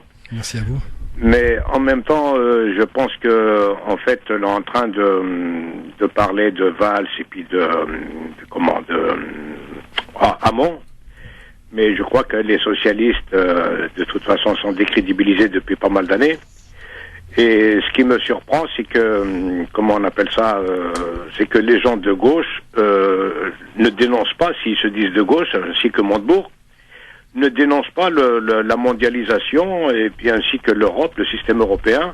À partir de là, je ne pense pas qu'aucun des présidents, s'il est de gauche ou de droite, de toute façon, ne peuvent rien faire sans remettre en cause le système mondialiste, puisque c'est la mondialisation, parce que la finance, elle n'est pas, l'économie n'est pas décidée au sein d'une nation, elle est décidée, c'est-à-dire c'est un petit peu comme tu disais tout à l'heure, d'ailleurs même François Hollande avait fait le constat, en disant celui qui conduit les affaires du monde, il n'a pas de visage, il n'a pas de parti, il n'a pas de substance, il n'a pas de visage. Donc à partir de là, il a tout dit, il a dit la vérité, ça ne veut pas dire qu'après qu'il a appliqué cette idéologie. Il a fait le constat, je pense que on est tout à fait d'accord, mais en réalité, ils sont tous prisonniers. Il suffit de voir Syriza en Grèce. Quelle est sa politique? Il avait voulu tout casser de manière, disons, de gauche, ou voire d'extrême gauche, et au bout du compte, il s'est rangé dans les rangs. Donc, pourquoi? Donc, est-ce qu'on n'est pas, d'une certaine manière, coincé, puisque le système mondial, c'est la finance internationale avec les multinationales et les banques? Merci pour la question, Méziane. Yasser? Non, sa remarque, elle est vraiment, elle est tranchée, elle est claire. C'est vrai que je disais clairement, même si une personne veut aller contre ces grandes puissances, il n'y arrivera pas. Donc c'est pour ça en fait que le changement ne pourra venir que de la base. On ne pourra pas attendre qu'une personne qui fait partie du système le change de l'intérieur. C'est impossible. Et on l'a vu, c'est vrai, avec l'exemple grec, où on a eu des récits de ce qui s'était passé. C'était carrément, on l'a traité comme un manque rien. C'est en gros, tu vas te plier à nos exigences, ou bien on va mettre ton pays en faillite. Et c'est pour ça en fait que son ministre des Finances a quitté le gouvernement pour dénoncer justement le fait que son ancien allié se soit couché, et pour montrer justement la dérive mafieuse de l'Union européenne. Donc c'est pour ça, après voilà, maintenant c'est soit on a le choix de continuer sur un système néolibéral qui cannibalise les structures mêmes qui l'alimentent, ou bien les choix de l'extrême droite qui vont nous dire il faut un retour à l'État-nation. Donc à un moment c'est soit un suicide sur l'autel du néolibéralisme, soit un suicide sur l'autel de la guerre civile et identitaire. Donc il y a un moment, si on est responsable, on va plutôt trancher vers l'intérêt commun en se disant, dans ce cas-là, changeons de système politique et remettons en question la parenthèse libérale qui avait été déjà ouverte par Mitterrand en 83. Allez, mon cher ami Yasser, c'est l'heure du j'aime ou j'aime pas sur France Maghreb 2. Un peu comme le principe des réseaux sociaux, Twitter, Facebook, le fil d'actualité qui va défiler devant toi, tu aimes pas, ou tu peux t'en foutre aussi. Hein. Alors tiens, intéressant, la Grande Mosquée de Paris dénonce l'ingérence de l'État français dans la gestion du culte musulman. Alors attendez, ça ne s'invente pas, c'est à lire dans El Watan. Hein. Ok, allez jusqu'au bout. Est-ce qu'on peut aussi est-ce qu'on contre l'ingérence des consulats étrangers? Toute ingérence n'est pas bonne, mais oui, tant mieux, c'est une bonne chose, j'aime. Très bien. Le Front National serait en dette avec le fisc français pour la somme de 3 millions d'euros dans 14 dossiers différents. Moi, j'aime pas. Des journalistes rapportent des dires qui ont été entendus au QG de Montebourg hier soir. Ces dires sont: Benoît Hamon va se faire pulvériser par Macron, si toutefois il remporte la primaire. J'aime pas, parce que ça veut dire en fait on part déjà défaitiste, et veut dire un peu de solidarité entre vous les gars, veut dire vous pouvez pas vous comporter comme les mecs en face quoi. À peine investi à la Maison Blanche, Donald Trump, que Israël donne son feu vert à la construction de pas moins de 566 nouveaux logements à Jérusalem-Est. Moi j'aime pas du tout. Ouais. Premier congrès, on est en Tunisie, premier congrès de l'UGTT, l'un des grands syndicats tunisiens depuis la chute de Ben Ali, ça s'est passé hier. Moi je m'en fous. Très bien. De belles images que l'on peut voir apparaître sur les réseaux sociaux du Sahara sous la neige, Yasser. Ah, j'aime. Magnifique, hein. Je veux dire, j'ai survolé plusieurs fois l'Algérie et le Sahara en hiver. Franchement, c'est beau à voir. Allez, vraiment, car dans une autre vie tu étais pilote, rappelons-le. Oui, donc j'ai pu avoir la chance d'être dans le cockpit et de regarder, avec un café à la main. Sincèrement, le Maghreb c'est vraiment une belle région. Vu de là-haut, Batna sous la neige, c'est vraiment magnifique. J'aime beaucoup, oui. Les services de renseignement algériens ont révélé que des drones américains surveillaient l'Algérie depuis la Tunisie. C'est l'information déjà il y a plusieurs mois, mais j'aime pas du tout, non. Mais par contre, j'aime que l'Algérie, se dresse pour les dénoncer. Ouais. Selon des estimations et des calculs, prévisionnels, le Ramadan devrait débuter cette année aux alentours du 27 mai prochain. On n'y est pas encore. On n'y est pas encore. Mais on aime évidemment cette période évidemment particulière. Alors ça, je sais que ça va te plaire. Robert Ménard et Manuel Valls, sacrés parmi les meilleurs menteurs de 2016. Oh, je sais pas s'il faut aimer ou pas aimer. Est-ce qu'on aime le fait qu'on les sacre ou le fait qu'ils mentent? Ah, je ne sais pas. À toi de voir. J'aime le sacre et puis j'aime pas qu'ils mentent. Très bien, bien vu. Et enfin, pour terminer, tiens, une petite dernière info. Ça se passe à Stein. Vous n'êtes pas sans savoir que le Conseil d'État a confirmé vendredi dernier la fermeture de la mosquée de Stein. Il a ainsi jugé, ce fameux Conseil d'État, qu'elle était devenue un lieu de rassemblement de musulmans salafistes. Tant que les mosquées continueront de se taire et accepter la politique agressive de l'État, on va continuer à avoir des mosquées fermées sur des bases fallacieuses. Donc au nom de non, veut dire arrêtez de vous laisser faire et défendez vos droits. Parce qu'on va continuer de vous accuser de radicalisation, vous n'aurez toujours pas voix au chapitre et vous continuerez de vous taire. Donc il y a un moment, il faut prendre son destin en main et se dire, ça suffit, on ne peut pas diaboliser les mosquées, alors que tout le monde s'accorde pour dire que la soi-disant radicalisation ne se fait pas dans les mosquées, mais se fait à l'extérieur. Mais pourtant, on continue à envoyer des gages à l'opinion publique pour dire, on est en train d'agir, soi-disant, contre la radicalisation. Non, il y a un moment. D'ailleurs, j'interviens prochainement dans une mosquée, ce qui est extrêmement rare, pour ne pas dire une première, et c'est justement pour dire, la France a besoin de ces mosquées. Elle a besoin qu'on entende des responsables religieux donner leur avis sur les questions de société, et en particulier sur les questions de ce qu'on appelle la radicalisation, quand on voit très bien qu'on accuse l'islam et les musulmans d'être tous les maux de la société, alors qu'on voit bien que la fabrication de la radicalisation ne vient pas des mosquées. Et puis pour finir, il y a une petite dernière aussi, c'est un joueur de Nice qui a été victime de cris de singe du côté de Bastia en Corse vendredi dernier. Honte, c'est la honte, comme d'hab. Le racisme perdure aussi au sein des supporters. Perdure, mais on voit bien dire, qu'est-ce qui peut se passer dans un pays où, Balotelli. Oui, mais quand une dame comme Laurence Rossignol compare les femmes voilées à des nègres, etc. Veut dire, le discours raciste est complètement banalisé. Christian Taubira a été comparé à un singe tout autant. Ça n'a pas provoqué une levée de bouclier. Il faut arrêter d'être hypocrite et s'offusquer quand c'est les footballeurs et ne rien dire quand c'est les politiques. Ouais. Donc évidemment, on déteste même. Voilà, c'était le j'aime ou j'aime pas avec Yasser Louati, bien sûr, de ce lundi 23 janvier. Allez, un peu de fraîcheur, distraction, c'est selon en tout cas, vous le savez, mon cher ami Yasser, c'est la Coupe d'Afrique des Nations qui a débuté la semaine dernière. Et dans cette Coupe d'Afrique des Nations, il y a 3 équipes du Maghreb, notamment l'Algérie, la Tunisie et le Maroc. L'Algérie et la Tunisie se retrouvant dans le même groupe, le groupe B. On rappelle que la Tunisie avait subi une défaite et une victoire donc face à l'Algérie jeudi dernier. L'Algérie, c'est une défaite et un match nul face au Zimbabwe. Petite parenthèse, j'aimerais quand même envoyer un petit salut à tous ceux qui m'attendaient au tournant sur les réseaux sociaux pour Tunisie-Algérie. J'ai pas commenté parce que franchement c'était délicieux. Bon. Quoi qu'il en soit, ce soir, alors on va essayer d'être extrêmement précis. Ce soir, à 20h auront lieu, comme chaque dernier match de groupe, 2 matchs en même temps, avec dans un premier temps à Libreville, Tunisie-Zimbabwe, et dans un autre temps à Franceville, Algérie-Sénégal. Alors, le Sénégal ayant 6 points, donc d'ores et déjà qualifié pour les quarts de finale. La Tunisie 3 points, avec donc cette victoire face à l'Algérie. L'Algérie ayant 1 point grâce à son match nul au Zimbabwe. Alors quoi qu'il en soit ce soir, si la Tunisie bat le Zimbabwe, de toutes les façons et dans n'importe quelle configuration, l'Algérie est éliminée.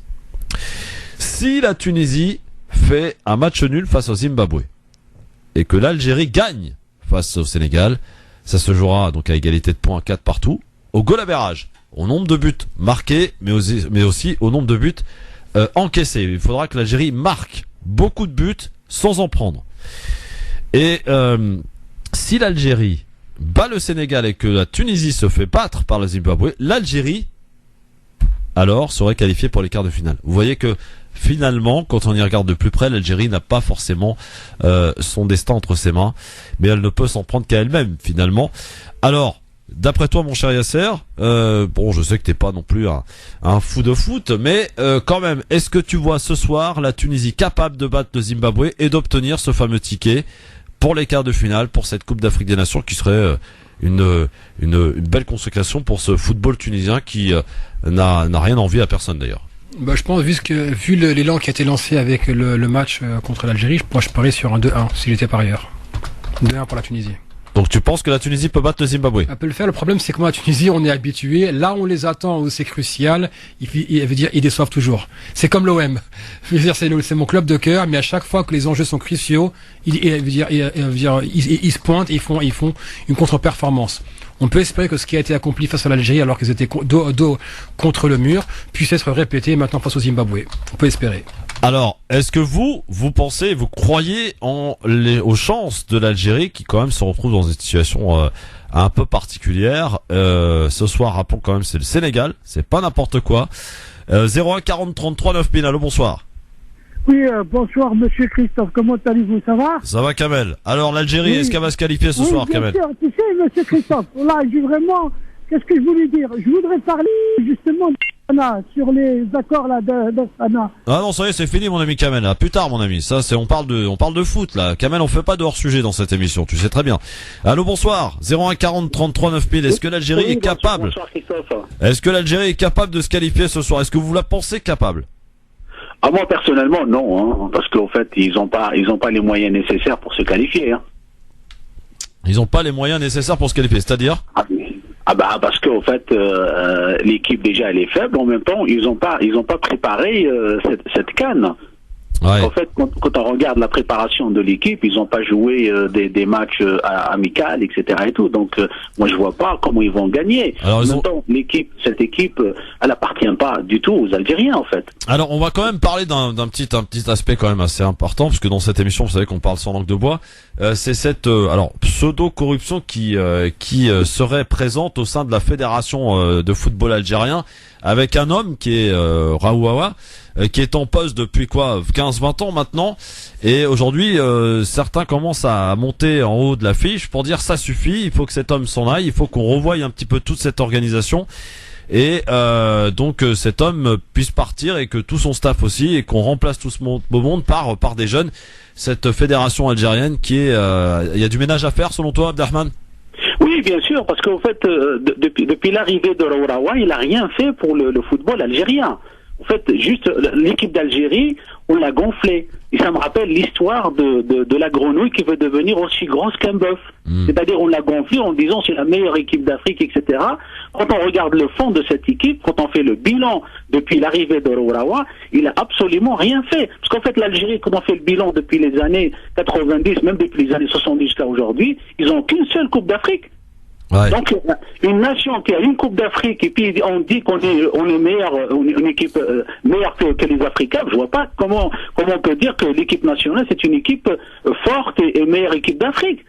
Donc pour moi déjà, Raouawa il doit dégager d'une part parce qu'aujourd'hui l'équipe nationale elle représente uniquement Raouawa, elle appartient pas aux Algériens, elle appartient. En même temps, l'équipe elle est importée.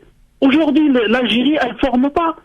Elle ne forme pas des joueurs. C'est 90% des joueurs d'équipe nationale sont importés. Ils sont formés par la France ou par l'Europe d'une manière générale. Donc comment ils osent dire c'est une équipe qui représente l'Algérie, c'est une équipe qui représente le football algérien? Non, c'est une équipe qui représente le football européen. Et le football européen, je pense pas qu'ils vont faire des résultats au niveau de l'Afrique. C'est-à-dire, nous, moi je me rappelle des équipes des années 70, 80, etc. C'était 100% des joueurs africains. Or que le football africain et le football européen, c'est deux choses différentes. Donc pour moi, Raouawa, il doit absolument laisser sa place aux jeunes. En même temps, il faut refaire cette équipe. Il faut former. Aujourd'hui, les infrastructures en Algérie, et on n'a pas d'infrastructure. Qu'est-ce qu'il a fait, Raouawa? Vous vous rendez compte? On n'a même pas un stade à Alger. Le stade de Saint-Juillet, c'est pas un stade. Donc qu'est-ce qu'il a fait? Merci Abdelrahman. Merci, on a bien compris en tout cas ton appel. Juste une petite question, Yasser, sur le fait que c'est intéressant ce que nous dit Abdelrahman, nous dire que finalement la plupart des joueurs, et ça concerne pas que l'Algérie, ça concerne la plupart des équipes africaines, ce sont des joueurs qui sont formés et qui viennent de l'Europe ou du continent européen pour la plupart. Et sur le fait aussi que les fédérations africaines, je vous donne un chiffre, sur 16 équipes présentes à la Coupe d'Afrique, 12 entraîneurs sont étrangers. Est-ce que c'est aussi un choix qui est fait dans certaines fédérations, visiblement, d'aller chercher des entraîneurs étrangers? Ça pose deux questions. Ça pose la question, premièrement, est-ce que ceux qui rentrent au pays sont des personnes qui n'ont pas réussi à intégrer les sélections nationales en Europe et donc se rabattre sur un choix bis ou plutôt sur un second choix qui serait le pays d'origine. Je ne juge pas, je pose seulement la question. Ouais. Je suis pas un expert du foot. Deuxièmement, est-ce que quelque part il n'y a pas un complexe des fédérations en se disant il vient d'Europe, il est forcément meilleur, parce que moi j'ai rencontré dans mon domaine professionnel, que j'étais dans l'aéronautique, il suffisait qu'une personne pointe un passeport britannique ou français ou américain pour qu'il soit pris comme le Messie et qu'on lui donne qu'on lui accorde les pleins pouvoirs pour diriger l'entreprise. Alors il s'avérait que tous ceux qui s'expatriaient des États-Unis, je parle pour l'aviation, et qui venaient pour travailler avec nous, c'est des personnes qui avaient raté leur carrière au pays et venaient se rabattre sur les pays du Moyen-Orient. Est-ce que la question se pose aussi pour le foot? C'est à vous de répondre. Allez, c'est parti mon cher Rémi Yasser, la libre antenne, 10 minutes ouvert maintenant, la démocratie participative. Vous allez pouvoir nous appeler au 01 40 33 9000, que vous soyez de Marseille, Dijon, Clermont-Ferrand, Metz, Reims, Le Havre, Amiens, Paris, Orléans, que sais-je encore, depuis Alger, Rabat, Tunis, n'hésitez pas. Vous décrochez votre téléphone si vous avez un truc à dire, en tout cas. 01 40 33 9000, 00 33 1 40 33 9000 si vous souhaitez maintenant intervenir à l'antenne en toute liberté. Prénom et ville d'appel, c'est ce qu'il me faut. Faut pas que ça dure diplôme, c'est pas un monologue. Voilà, c'est un moment de partage et de libre antenne qui vous est proposé dans cette émission. Allô, bonsoir. Allô, bonsoir. Une fois, deux fois. Il y a personne par ici, donc très bien. 01 40 33 9000, bien sûr, pour nous appeler et pour nous dire ce que vous voulez, interpeller, je ne sais pas moi, Yasser, ou dire un petit truc sur l'actualité, passer un bonjour. Bref, c'est vous qui faites le menu. Allô, bonsoir. Oui, bonsoir. C'est bonsoir. Kamel, Christophe. Bonsoir Kamel, on vous écoute.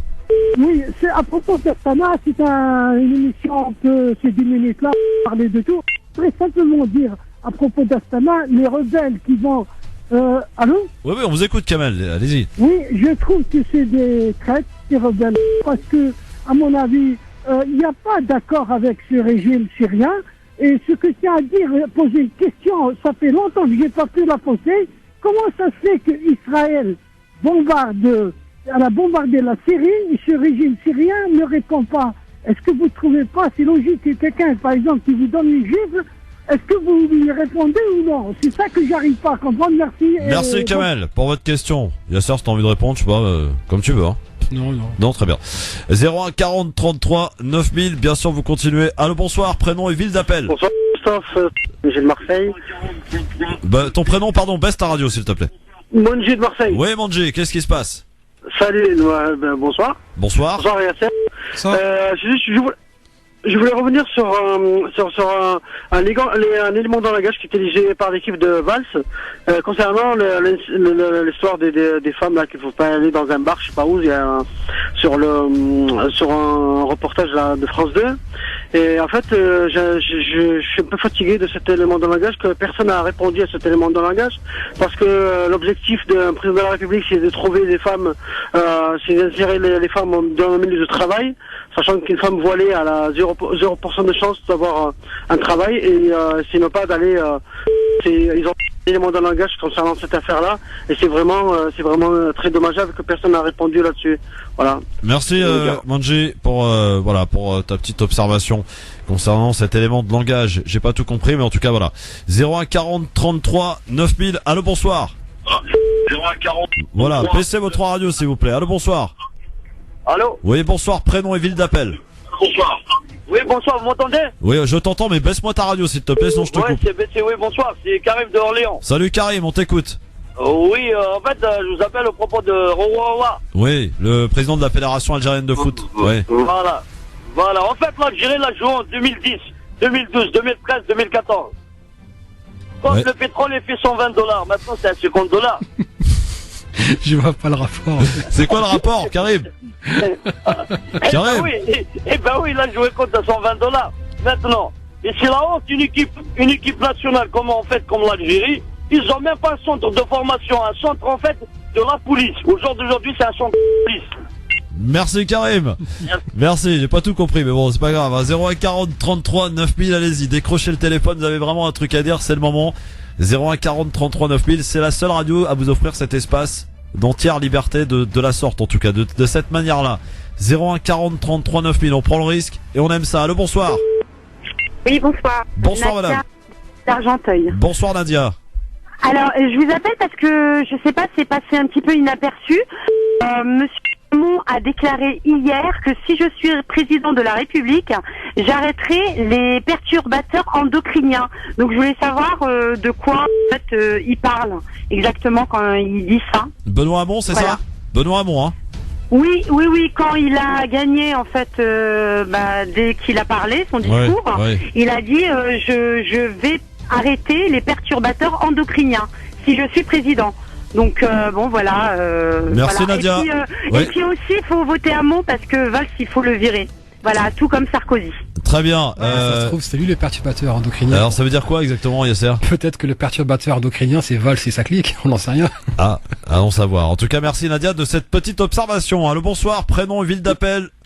Oui, allô, bonsoir, oui, c'est Liès de Palaiso. Liès de Palaiso, c'est ça? Ouais, c'est ça, ouais. Oui, Palaiso je vous écoute, 91. Liès. Moi, j'appelais juste pour lancer les encouragements à tous les supporters d'Algérie et à l'équipe nationale. Ouais. Bonne chance. Juste pour leur dire, il nous reste qu'un dernier match, donc faites-nous honneur. Et puis de l'autre côté, on va attendre les résultats du Zimbabwe face à la Tunisie. Mais surtout, ne rien lâcher. Il reste un match pour l'honneur et montrer de quoi on est capable enfin sur ce dernier match. Comme face à la Tunisie, c'est ça? Hein? Non, comme face à la Tunisie. Non, c'est face au Sénégal, notre match. Oui. Faire comme face à la Tunisie, c'est ça que tu demandes. Non, un peu mieux joué quand même, hein. Pas offrir de cadeaux. Merci. Non, faire mieux qu'au match face à la Tunisie. Mais honnêtement, je suis très très confiant. Et voilà, faut jamais oublier qu'on est en Afrique. Un penalty, un carton rouge, un gros match du Zimbabwe peut faire basculer. Malheureusement, ça va jouer entre nous et la Tunisie. Et bon, pour moi, j'espère que ça va être l'Algérie qui va passer. Allez, bonne chance à toi, mon ami. Hein? Oui, bonne chance à toi. Bonne soirée. Merci. Bonne soirée. Salut, à bientôt. 01 40 33 9000. Ça serait bien qu'il y ait des Tunisiens aussi qui encouragent leur équipe, hein. Je pense qu'ils prennent ça pour un dû. Pour eux, la Tunisie gagne, c'est un dû, donc forcément, ils appellent pas. Ah ouais, d'accord, c'est comme ça. Bon, allô, bonsoir. Prénom et ville d'appel. Ibrahim de Marseille. Salut Ibrahim de Marseille. Chaud comme Marseille. Ça va, vous allez bien? Ça va bien, et toi? Tranquille, et toi? Ça va tranquille. Alors, moi c'était juste, j'ai vous téléphoner parce que je suis juste ravi de la deuxième claque qui vient de prendre Valls et j'attends la troisième avec pas impatience. Très bien, écoute, c'est dimanche probablement, hein. On verra bien. Ah ouais, ça serait la cerise sur le gâteau, mec. Écoute, merci beaucoup en tout cas Ibrahim de Marseille. Allez, merci à vous pour le bonheur que vous nous procurez, merci. Ciao. Et désolé pour la défaite hier, elle était lourde quand même, hein. Ah, ça fait mal derrière, hein. Ah ouais, les Lyonnais là, ils vous ont fait mal, hein. Bon. Arrête, je vais raccrocher. Salut Ibrahim. Les mecs, Ciao Ibrahim. Allez, un petit dernier pour la route. 01 40 33 9000. Bien sûr, vous nous dites ce que vous voulez. Libre antenne totale. D'où vous êtes. Je sais pas si c'est très français ce que je viens de dire, mais bon, c'est pas grave. Quel que soit l'endroit où vous nous appelez, voilà, on va faire ça dans ce sens-là. 01 40 33 9000. Allô, bonsoir. Allô. Oui, bonsoir. Prénom et ville d'appel. Samir, je viens du Havre. Ouais, Samir, on t'écoute. Donc, je voulais un grand message à tous les Maghrébins, à toute l'Afrique. C'est juste pour soutenir l'Algérie et que après la CAN, quoi qu'il arrive, revoir ceux qui dirigent le football algérien et prendre des mesures parce que là, ça va plus du tout. On a une très belle équipe et pour refaire une autre génération comme on a aujourd'hui, ça va être très très difficile. Donc, faut prendre des mesures, faut que le gouvernement il mette quelque chose en place. Ouais, mais faut garder en tête que ça, c'est dire ce qui se passe dans le football algérien n'est que l'expression de ce qui se passe ailleurs. Donc, le fait qu'on renouvelle pas les générations, les dirigeants et que ceux qui sont sur une chaise ne partent jamais. Enfin, on le voit au foot, mais on le voit aussi malheureusement ailleurs. Donc, dans tous les domaines. Donc, donc forcément, je pense pas que ça va changer d'ici bientôt, quoi. Bon, en tout cas, Samir, bon courage pour ce soir. Allez, un petit pronostic. Vas-y, mouille-toi là. L'Algérie va gagner ou pas ce soir? Franchement, Zahir, 1-0 pour l'Algérie. Allez, ça marche. Et est-ce que la Tunisie va battre le Zimbabwe ou pas? S'il n'y a pas d'erreur d'arbitrage et que l'arbitre... Raccroche Lyonnais tout de suite. Je pense que le Zimbabwe va battre la Tunisie. Salut Samir. Allez, c'est terminé pour ce soir. Voilà pour cet échange de libre antenne. Quoi qu'il en soit, deux équipes. Bonne chance en tout cas aux deux équipes, mais l'essentiel est que ce soit la Tunisie ou l'Algérie, ce sera une équipe maghrébine en quart de finale et peut-être d'ailleurs le Maroc demain. Voilà, bah écoutez, tant mieux, hein, on est ravis. Quoi qu'il en soit, dans un instant, le coup de cœur de Yasser Louati à découvrir dans un instant, ne bougez pas. LGF, le grand forum, merci d'être avec nous en direct en ce lundi 23 janvier avec notre ami Yasser Louati et il nous réservait la surprise depuis le début de cette émission. Quel est son coup de cœur? Eh bien, voici la réponse maintenant. France Maghreb 2. Attends, jingle. Coup de cœur. Jingle, pardon. Ah oui, jingle. Attends, faut le refaire là. Jingle. On recommence, allez. Allez, hop, c'est parti. France Maghreb 2. Le coup de cœur. Yasser Louati. C'est bon? Ouais, on y va. T'es sûr? C'est bon, on peut y aller. Alors, là. on peut y aller. Alors le coup de cœur, c'est sur justement cet élan de défiance qui a été lancé aux États-Unis et qui s'est répercuté à travers le monde.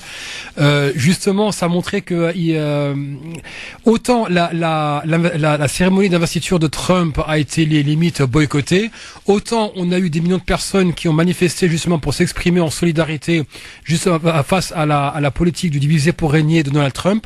Mais là, j'aimerais en fait mettre en exergue une photo que je viens de tweeter.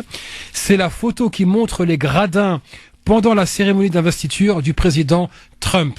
Apparemment, c'est une photo qu'il aurait vexée et qu'il a trouvée blessante et offensante. La photo, elle vient de faire 222 000 retweets.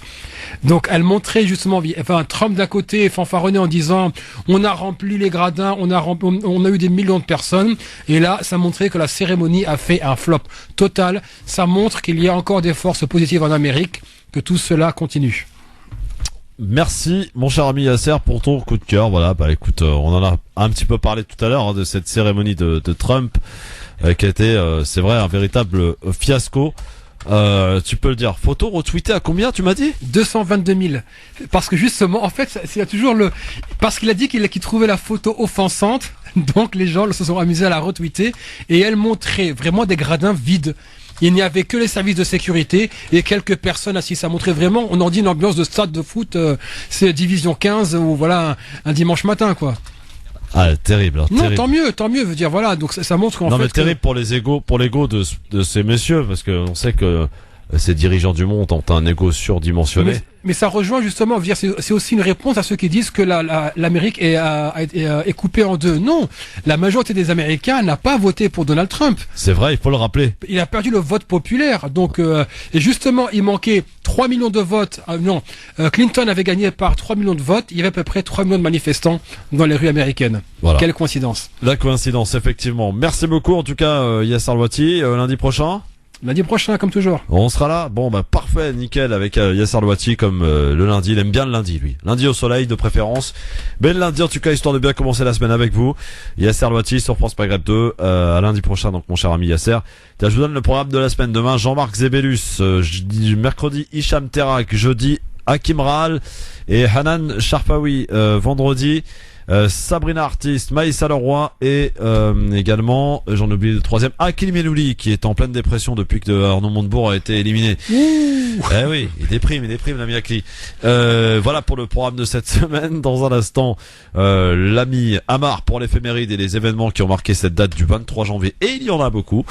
Deux journal de la CAN évidemment avec donc l'élimination du pays organisateur quand même, hein, le Gabon qui s'est vu éliminé, donc il n'a pas passé le premier tour, c'est quand même incroyable. Et puis de télé avec les programmes pour ceux qui ont la télé et qui veulent la regarder. Et puis on terminera bien sûr le coup de cœur musical, c'est le tout nouveau Medine, le rappeur du Havre qui arrive avec Prosélite, le nouveau titre sorti il y a 3 jours pour l'heure. L'info avec Marine Garrett, bonsoir. Bonsoir à tous. Claude Guéant, condamné en appel à 2 ans de prison dont 1 an ferme.